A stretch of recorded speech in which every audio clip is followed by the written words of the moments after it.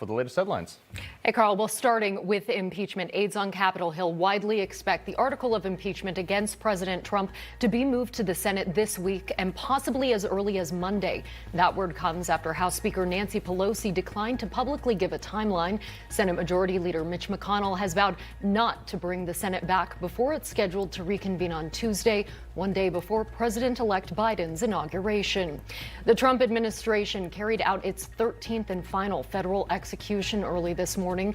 Dustin Higgs was the third inmate in Terre Haute, Indiana's federal prison to receive a lethal injection this week. He was convicted of killing 3 women in a Maryland wildlife refuge in 1996.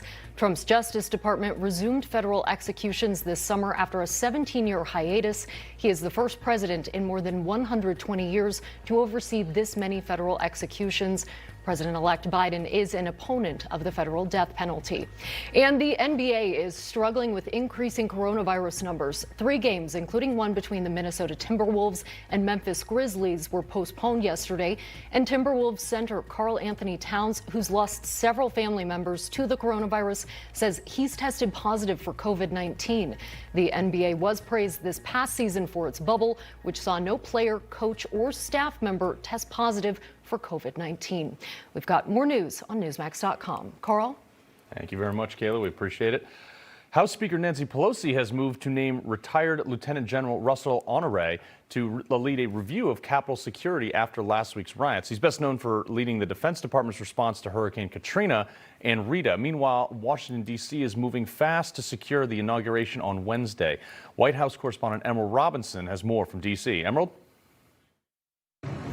Good morning. Capitol Hill is like a fortress right now. Up to 21,000 National Guard members will be deployed here for Joe Biden's inauguration.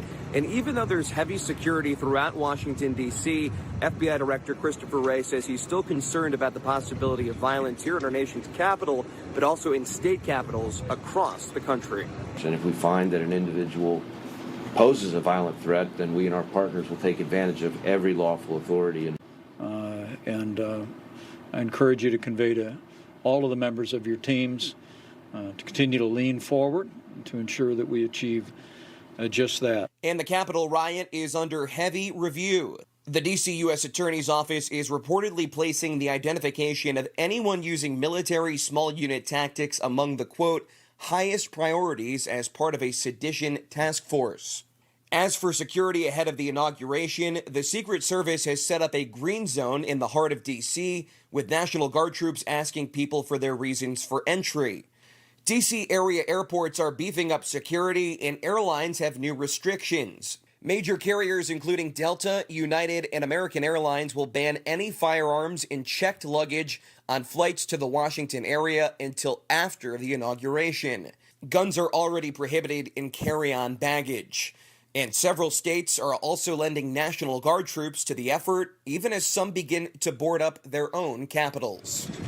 And yesterday morning, the National Park Service closed the National Mall to the public. That will be in effect until January 21st, the day after the inauguration. 13 D.C. metro stops are also closed in the security perimeter, and there are multiple roadblocks throughout D.C. to make sure that bad actors can't transport any harmful materials here in our nation's capital. But with all of this tightened security here in D.C., we should have a peaceful transfer of power on January 20th. Back to you. All right, that was Logan, not Emerald, unless she got a haircut and a new suit. So we appreciate that very much, Logan. This week, we saw new highs for death tolls from COVID. More than 4,000 people are dying each day from the virus. Now we're hearing that the new strain of COVID could speed up a new bump in cases. Let's bring in Dr. Jonathan Baugh. He's an emergency medical physician. He's also the chief medical officer for Remote Health Solutions. Good morning again, sir. How are you? Good morning. Thanks for having me on. All right, so we've been talking about this new strain. I have my political doubts on it. You're a doctor. How much should we be concerned about this versus the other one versus just the flu? Well, that's actually a great perspective and a great question to be able to ask, because what we know is that this new strain does appear to be more contagious in the sense that it spreads more, but it has no higher death rate. We have seen it spread from the UK to the U.S., and we see some areas in the U.S. where it's becoming the dominant strain as they do RNA testing on it and identify that individual strain pattern. But we haven't seen any increased death rates from that strain over our previous or pre-existing COVID-19 strain that's already been here. So should we be overly concerned about it versus the other? I don't think so. We continue to do the things that we know that we're supposed to be doing, and that is when you're sick, you stay home, wash your hands, wear a mask, and do all the smart things that we've been talking about for 20 years as far as the flu goes, and for the past year and a half as far as the COVID-19 came. Yeah. So, Doctor, I want to talk about this vaccine. We've seen like New York was a dumpster fire of a rollout for this. They ended up throwing out thousands of doses and then somehow blaming it on Trump. It's always Trump's fault. What concerns you most about this rollout? And what are some ideas that you as a medical professional can say that, hey, guys, listen, this is how we should do it? Yeah. So one of the things that I've seen as far as individual areas and the things that have been done good and the things that have been done bad is as we place more responsibility on already struggling or already burdened hospitals, we're asking them to take on a big new role that is becoming their responsibility. I think that if we take that and we spread that opportunity out a little bit more, we set up large areas of administration, whether it's in warehouses or in malls or whatever else, where we can have individuals come there, that's helpful. And then also, if we do employ, like was talked about before the COVID vaccine was actually available, we talked about using the National Guard to be able to set up administration sites. I know that we've also looked at and talked to and started to implement other private entities, pharmacies and such, to be able to implement the administration of this vaccine. And one of the other things that I do want to talk about too, and that is, I think one of the reasons that some areas has been an administration issue.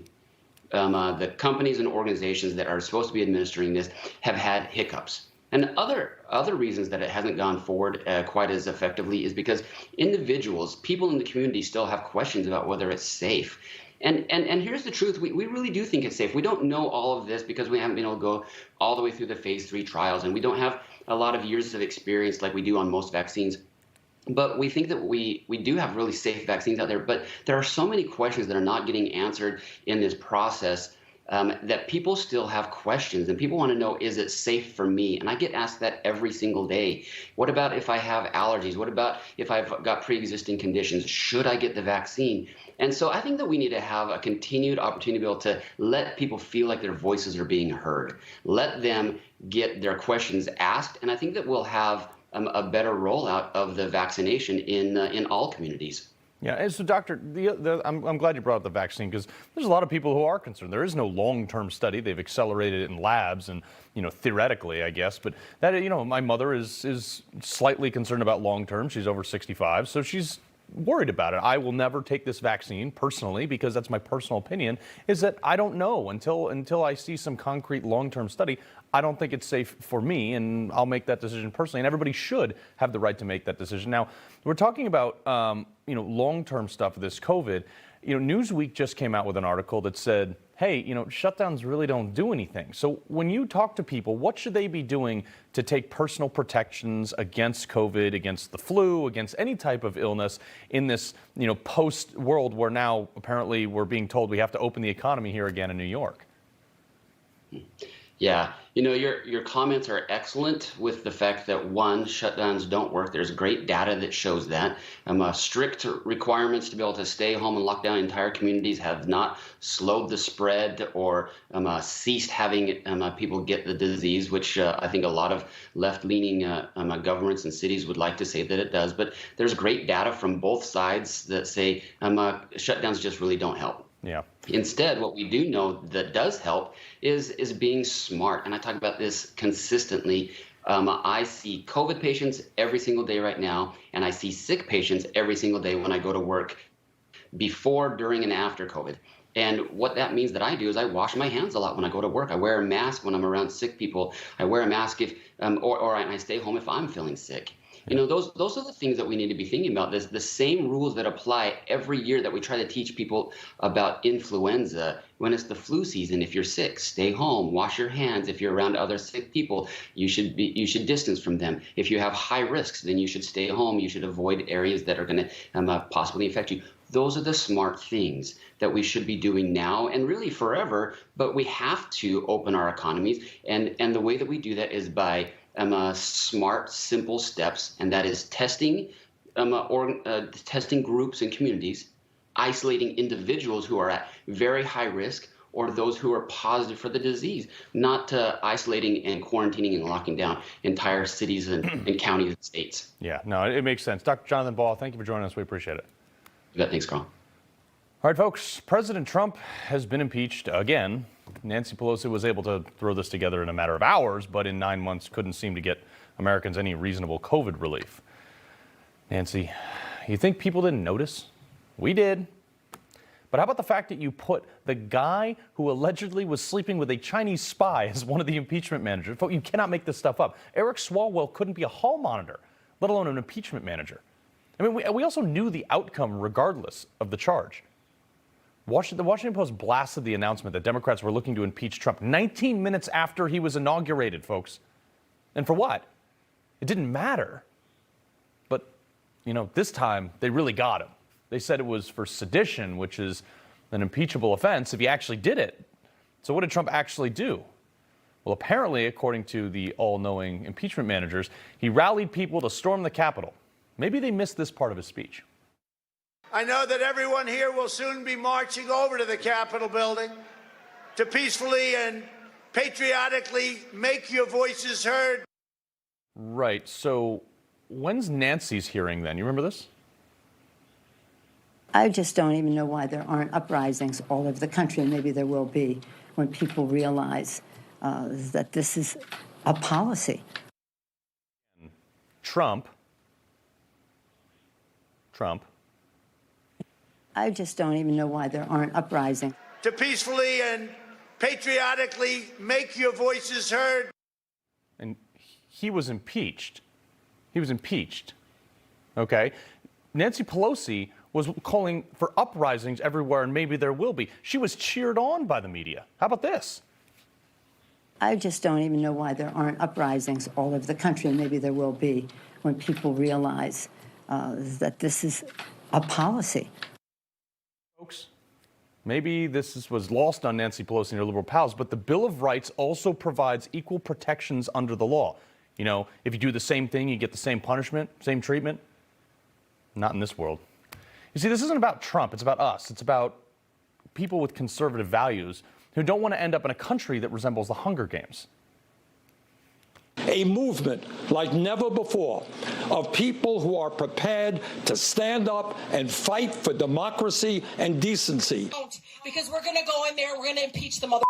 To force the government to be true to the ideals that we say we hold dear. This is a movement, I'm telling you. They're not going to stop. And everyone beware, because they're not going to stop. They're not going to stop before Election Day in November, and they're not going to stop after Election Day. Folks, these are the people that are telling Trump he should be impeached for peacefully and patriotically marching down to the Capitol, and they're the ones out there encouraging violence upon you and I? I'm sorry. When is their impeachment? You see, liberals have been doing this, and they've been getting away with it for quite some time. And you know what? They used to do this. They used to do this in court. And then when they realized their agenda actually couldn't win any legal arguments, they made the process become the punishment. They made it so expensive for you to go to court that you just gave up. And you would take it from so many angles that you just say, I'm not going to bother fighting it anymore. And then they found out that they can control the social aspect through media and big tech. There's actually no process to appeal that. Enter cancel culture. Pressure the mainstream society to be embarrassed by you. If you can't do that, go after your sponsors, go after your employers, and even your family to cripple you. And it works. It's relentless. They tried this with me, but they got more than they bargained for because here I am. But lots of other folks don't fight like I did. Forbes is even going on it now, informing employers of people who work for Trump that can't be trusted. Seriously? And what do Republicans do? Usually nothing. They take the high road? How's that working out? We had the House, the Senate, the White House for 2 years. And what did we get for it? 2% tax cut? See, the Democrats, when they're in control, like they are now, crush political opposition. And Trump knows this. And that was the basis for his entire fight of his presidency. For example, when he tried to repeal the 230 protections for big tech, Republicans sided with Democrats to make the bill veto-proof. Then they come out and say stuff like, well, let's have that conversation, but now is not the time. When? When is the time? It's never the time. Just do something. I'm just as mad at Republicans because they've spent more time over the last 4 years appealing to moderate leftists than their own base. You know, you and I, the people that donate to the campaigns, put signs in our yard, go door to door, that help them get elected. Don't expect much from me this time around because we lost the election because you spent more time apologizing for Trump fighting back than actually fighting for what we sent you there to do. The left is a bully. They're pulling people to their side by trafficking in grievances. Folks, we got to stand up to the bully. Don't be intimidated. Never allow yourself to be canceled. And as the president said, we have to do this peacefully. But remember, in this struggle, and if you think you're in it, and if you think you're not, you will be. Because once they come for people like President Trump, Rush Limbaugh, Tucker Carlson, eventually me, and you don't stand up, there will come a time where they go after you too. And you'll be there standing alone because no one will be left to support you. Remember that when you say that you want to sit this one out. Coming up, the article of impeachment is set to move on to the U.S. Senate this week, but where is the GOP on this? We just talked about it. We'll run it down with Texas Congressman Pat Fallon and political insider Mark Halperin. You're watching Saturday Report. It's impeachment. Mitch McConnell is being cautious while Lindsey Graham has come to the defense of Trump. So where will this internal fight go? Let's bring in our panel. Pat Fallon is a congressman from Texas' 4th District. We're also joined by best-selling author and political analyst Mark Halperin. You can catch his show Focus Group on Newsmax each weekend right here. So welcome to both of you. Mark, I want to go to you first. Looking from the outside in, where is this internal fight right now? Well, Mitch McConnell really holds the balance of power here. He's doing several things at once. One, he's negotiating regarding what the rules of the trial will be. Last time he negotiated as the majority leader, very much with the president's interests in mind. This time we don't know how he's negotiating, what he's basing it on. Second is, how is he going to vote? If there is a trial, how will he vote to convict? And then finally, what will he do about other members? Unless he is determined to get a conviction more than just his own vote, I don't think there's a chance for a conviction. So Mitch McConnell right now on this fight is really the fulcrum point. Yeah, and so Congressman, you're on the inside looking, at your own bodies here. Where does this go? I mean, obviously you voted against this impeachment, obviously. Why is there just this split on this, and why are Republicans even thinking like, oh, this might be a good idea? Well, in the House, Carl, they had asked me earlier, there's bipartisan support for impeaching President Trump, and I said then, before the vote, that my over/under on Republicans voting to impeach would be 8. And it ended up, I would have gone bet the under, so I would have lost, but it was 10, which is still 95% of Republicans saw this for what it was, which is a sham impeachment. It was a drive-by impeachment. And it didn't even go through the judiciary process and the Judiciary Committee. So it was something that Nancy Pelosi wanted, obviously, just to stain the president's legacy by 50 years from now, children being taught that President Trump was the only president to be impeached twice. Well, that seems really dumb that we're wasting this much resources. Amen. And then, like I said earlier, you got Eric Swalwell, who was allegedly, bedding down with a Chinese spy. Mark, I mean, this is like, it's one of these things like people are like, who cares? They're having their cup of coffee. Normally when a president was impeached, it's like, oh my God, this is horrible. But people are just like, whatever. What do they think will come of this? Their original kind of premise was we need to get him out of office before Inauguration Day. Once it became clear that that wasn't going to happen, I'm not sure what the premise was for some Democrats. For others, they believe this is the only way to get justice, which they think is necessary. And I think for some of them, they'd like to have a process by which the president can be barred from ever running again. By the way, something some Republicans favor as well, elite Republicans. But as my focus group showed this week, for most Trump voters, this is more than just a ho-hum distraction. This is something that they consider to be just absolutely unjust. And so the divisions are pretty stark. What Democrats plan to do now is not clear to me. I keep saying, don't bet that there'll be a Senate trial. There might not be. Yeah. And so, Congressman, the other thing, too, is you have got Liz Cheney. And I have been openly said, you know what, folks, go out there. You primary these people. You primary all 10 of those members that voted to impeach this president, because this is exactly what President Trump was so angry about, is this swamp-like creature that is trying to get rid of him because he's trying to call them out. What do you say to people like Liz Cheney? I'm disappointed, obviously, that any of my Republican colleagues would vote for impeachment. It was one thing. It was very different when we were talking about certifying the Electoral College, and we debated the finer points of the Electoral College and the Constitution. I voted not to. Well, we only ended up having 2 votes, but I signed objections to 5 of the states on constitutional grounds. But that I could see some Republicans, I just saw the other side in it. I didn't agree, but I could see it. With this, it's just harder to see because this is clearly something. I'll tell you what, Carl, I never want to do the work of the Democrats.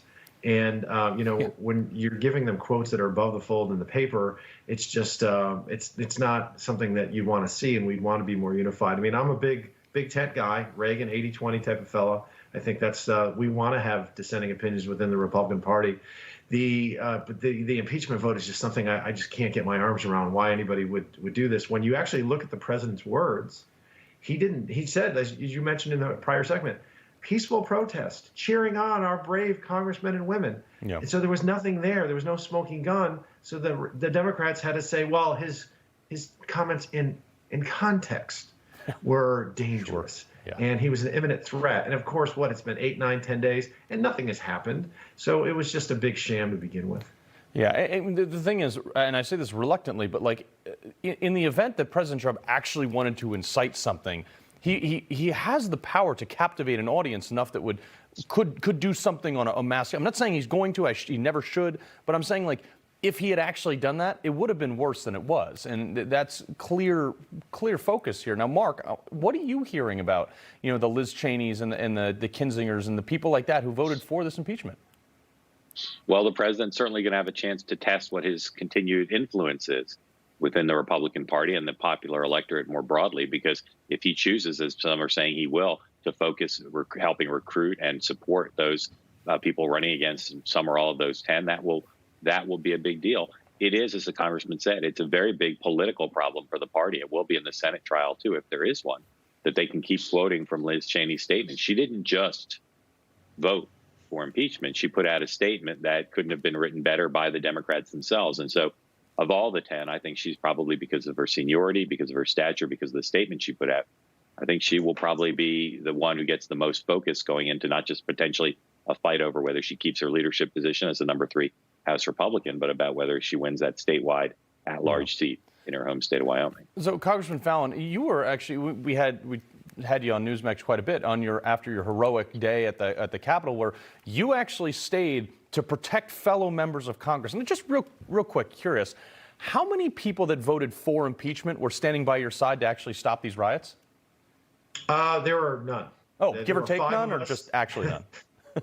Yeah. There were 5 of us that stayed behind and acted as the rear guard, because the Capitol Police, it was just so thin inside that chamber that they normally when you go up and try to aid a police officer in a dire situation, they usually say, get back, I got this, I can handle it. In this case, they were saying, hey, thanks, and guys, can you get that door? Yeah. Can you help us with this furniture? Can you barricade? I mean, they were, it's kind of like on a flight, Carl, when I don't get worried until the flight attendants get worried. And in that case, I was really concerned because the Capitol Police were very concerned as well. Yeah, I mean, it is crazy. I mean, the very people that were fleeing and stuff like that are the one that helped create this vitriol. So, are you concerned about more violence, though, Congressman? Do you have any chatter on that? Do you think that might be a thing on Inauguration Day? Are you worried about that?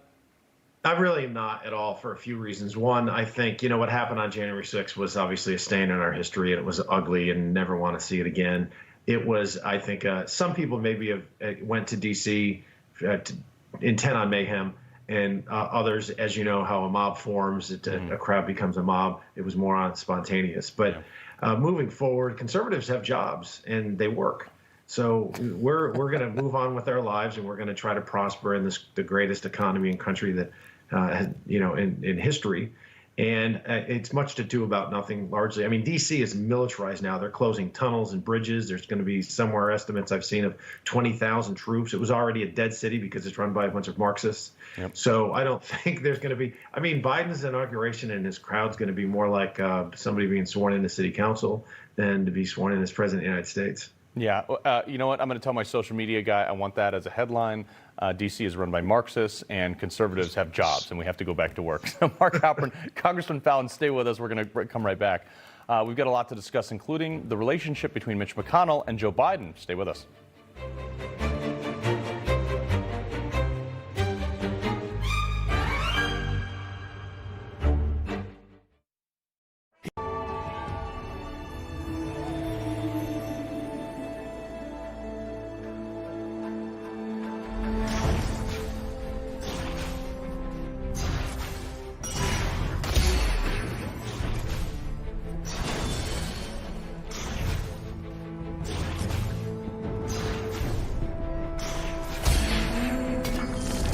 Flopping around.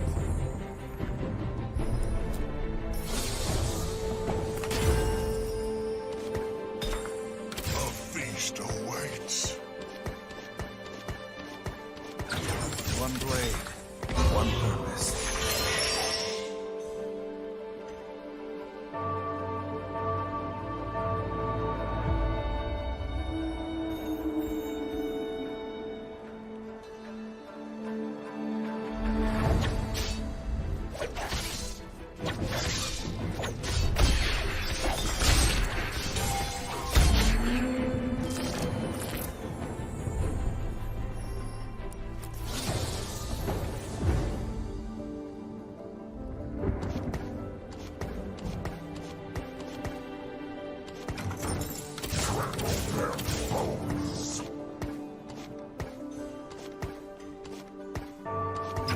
One blade, one purpose.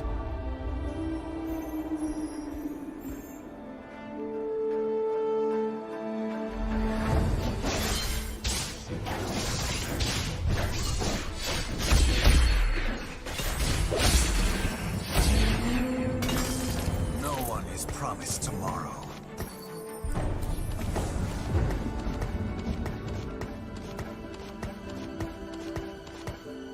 Armed and ready. I stand ready.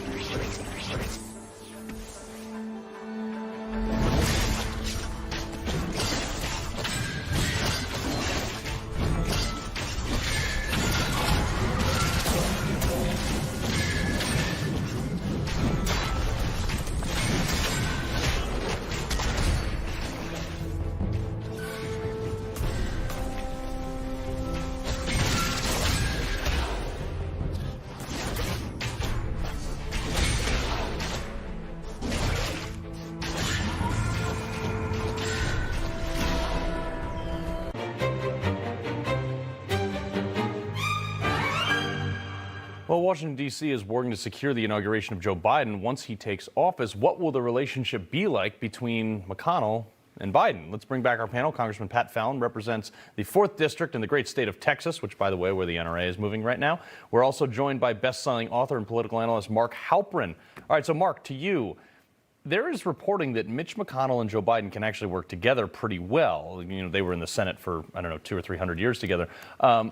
What are you hearing about this?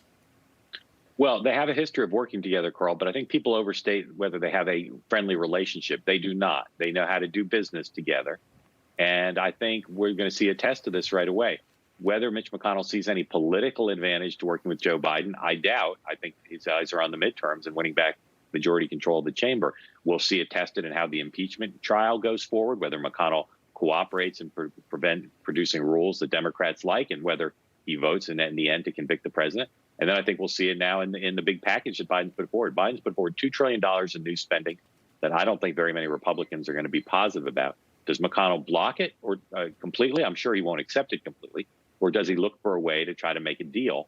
Or does he allow Republicans in the Senate who'd like to make a deal to go forward and do that? Or does he put pressure on them? So I think we'll know by January 31st the contours of just how much cooperation there might be between these two guys. Yeah. Now, Congressman, the pendulum in politics always swings left to right. It's inevitable year to year. Now, obviously, Trump was one of those guys. For so long, the Republican pendulum just didn't swing as far back right, and it kept going further and further left, because Republicans now, establishment Republicans at least, are where Democrats were under Bill Clinton.